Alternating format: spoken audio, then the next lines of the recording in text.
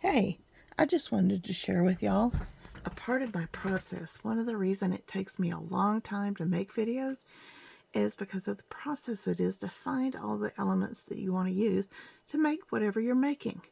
I've just sat down and gone through 3 containers like this that are full of papers of all different kinds. And let me set this aside up here where it goes. And I'll share with you, out of all those hundreds of pieces of paper, some of the things that I came up with. Let's get those out of the way.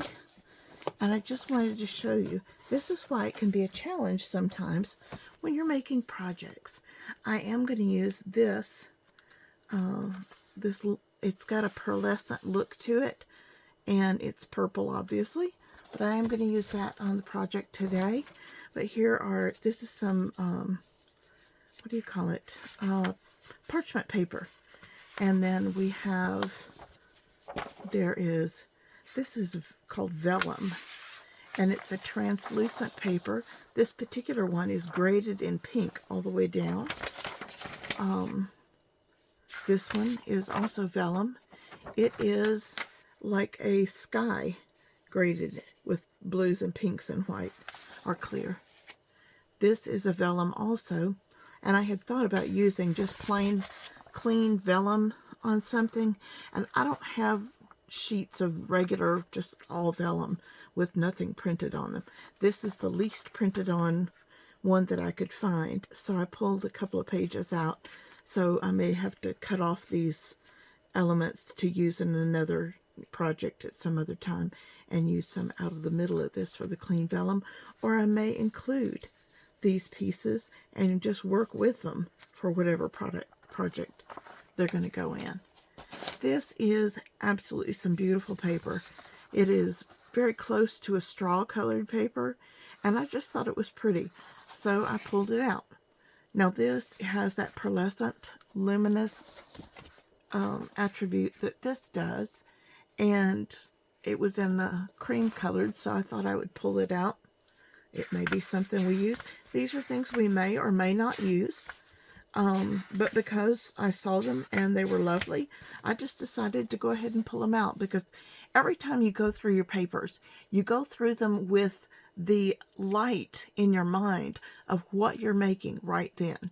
So what was interesting to me, a month ago when I made something and had to pull through all these papers, is completely different than what I'm doing today.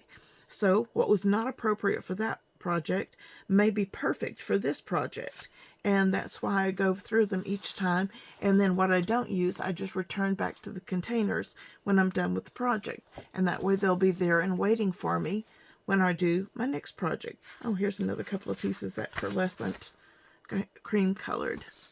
This is just some cream colored paper. This is a very heavy cardstock, so I thought it might be useful for something. This is just a few pages of a cream colored paper, so I pulled it out. It's fairly lightweight. Another piece of that. This is a darker page. It's not actually quite the same as the straw, but this is what actually closer to the straw colored paper. So, I mean, they're interchangeable, or they would work together. Here's just some blue paper. Now, this is slightly heavier than copy paper. You can hear it's a little bit heavier than that. So when I'm making things like pockets and other stuff, it's useful to use a slightly heavier paper to make those with if you can, or double up your papers, because a pocket is something that's going to have things going in and out of it, and you're going to be handling it a lot.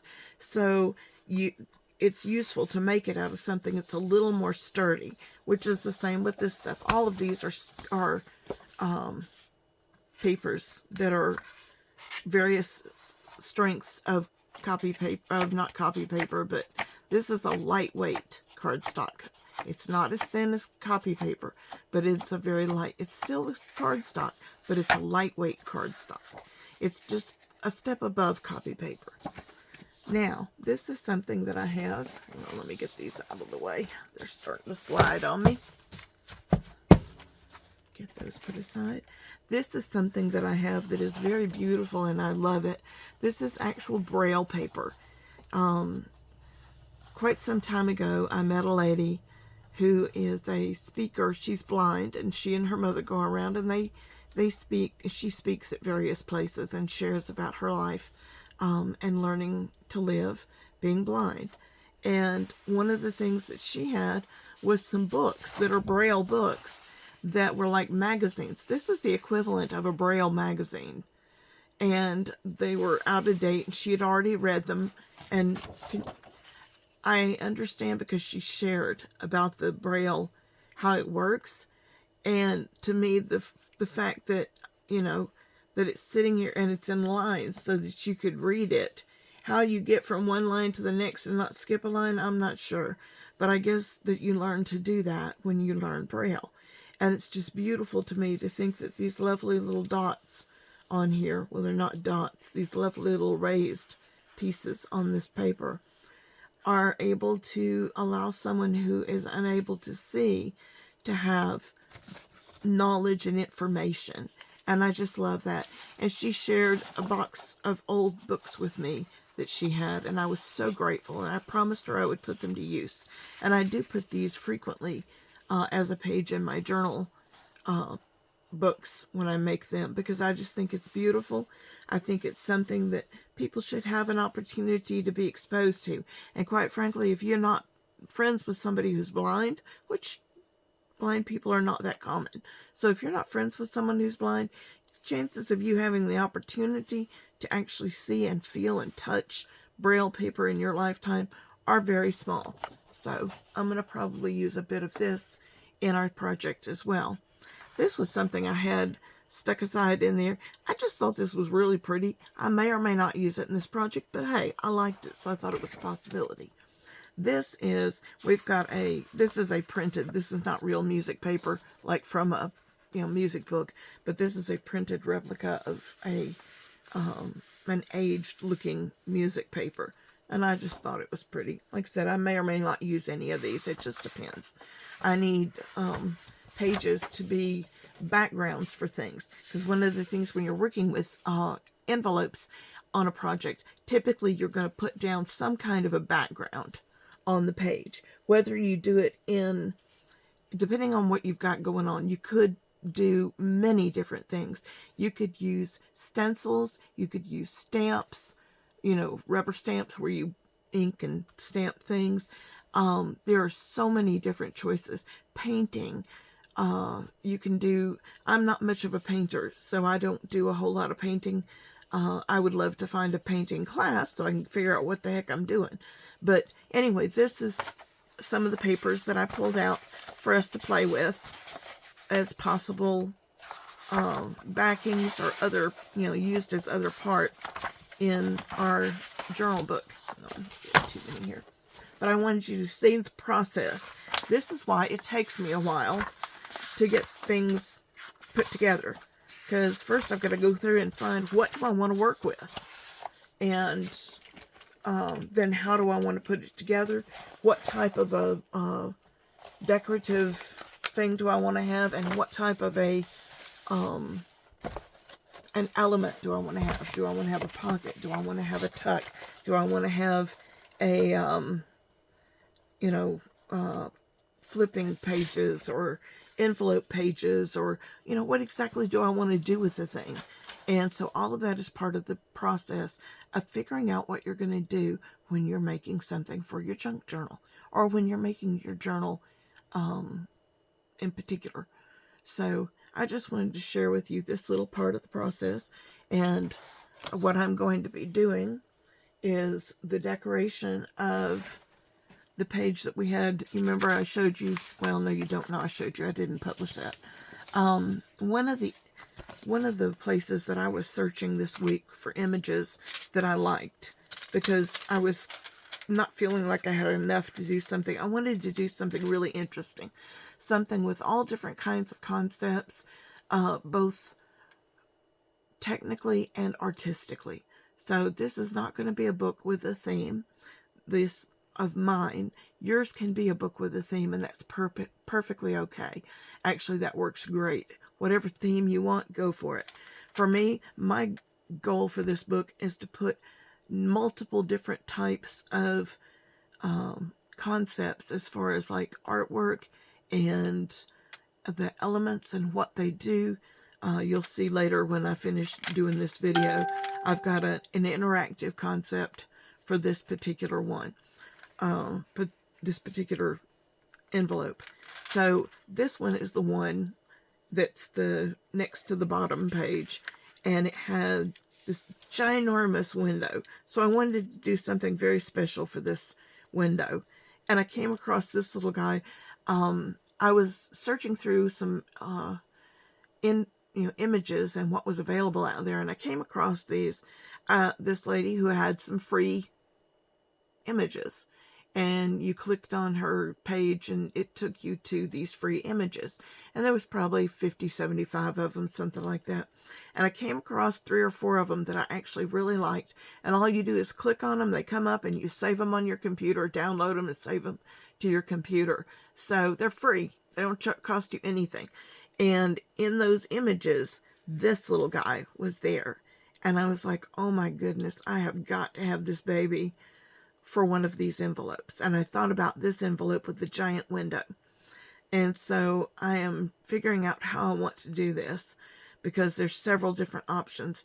I could either put it on the back of the card, I could put it on the back of the envelope, I could put it and attach it to the front of the envelope so that it permanently showed no matter what was inside or outside, something like that. And when you turn it over, it would be blank, so this particular one actually has blank, so it's not bad. I could decorate that page also if I chose to do it that way. So I'm thinking on that. I got to figure out what to do with that. What I do with that is going to depend on what I decide on for the rest of this envelope. What I was looking at for the back of this envelope, and this is the back, and it has, I had thrown some stencils on here. Those may or may not matter. But what I was thinking about for the back of the envelope is using this paper as a kind of a backing paper. This would be the foundation, and it'll come right up to this fold. So this would be the foundation that you would build anything from. And then the design thing that I'm thinking of is going to use this for part of its little design element. And then the other part of its design element is going to be a bunch of kittens and puppies in these little squares. Puppies and kittens. And they're very, very cute. And then it has a very cool interactive element that it does that I'm not going to tell that secret just yet. So I'm going to publish this today and have you to look forward to me for Mayday Monday, number 5. Gosh, that's amazing. Can't believe we've done this 5 weeks already. That's so awesome. It's just inspiring. So Mayday Monday number 5 is going to be something very special using these, and there are moving parts to Mayday Monday number 5. So I will publish this. Thank you all very much. I will see you for Mayday Monday. Talk to you later, guys. Hope you're having a wonderful day. And if nothing else, get ready. Your weekend is going to have something fun. And I would encourage you to find, if you end up thinking you want to do something like this, you don't have to use puppies and kittens. Since the other half of the envelope already had a ginormous puppy on it, that's the only reason I went with the puppies and kittens, because it was kind of holding to the concept of having puppies and kittens. So if you want to gather some materials or start gathering materials, you want something as a background on your envelope, whether you paint it or you use a piece of paper or you do something else. Whatever, strikes your fancy. You can do the stenciling. That's fine. And if you want to, you can do the stenciling and then make your background smaller so that your stenciling is present. It doesn't really matter. Either way, you've got, lots of opportunities to do things.